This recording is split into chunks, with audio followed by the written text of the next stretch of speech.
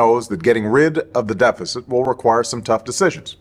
And that includes cutting back on billions of dollars in programs that a lot of people care about. But what should be easy is getting rid of the pointless waste and stupid spending that doesn't benefit anybody. Waste we should be getting rid of even if we didn't have a deficit. Sure, some of these cuts aren't that big, but no amount of waste is acceptable. Not when it's your money.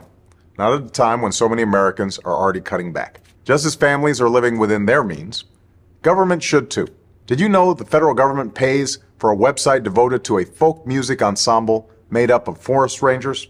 They're called the Fiddlin' Foresters. I'll put their music on my iPod, but I'm not paying for their website. And there are hundreds of similar sites that we should consolidate or just get rid of.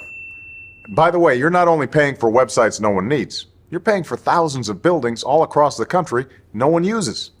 For the last decade, the government's owned a massive and completely empty warehouse in the middle of Brooklyn, for example. Now, the government hadn't been able to sell this building and others like it because of red tape and Washington politics that held things up for years. But we're finally cutting through all that and plan to get rid of these buildings in the months ahead. We need to step up our game. We need to go after every dime. We need to make government work for you.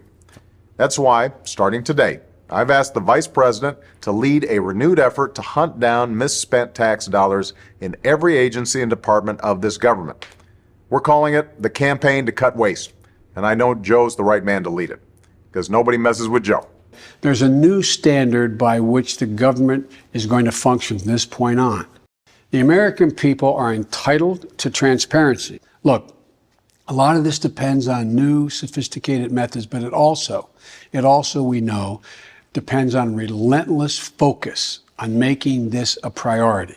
Focus that can't be delegated. We're holding ourselves accountable, and we're deeply committed and focused on making government function better. We're not just eliminating fraud and waste. We hope to be instilling an entire new culture that not only our administration, but every succeeding administration will in fact pursue. We're going to give you the government you expect and deserve.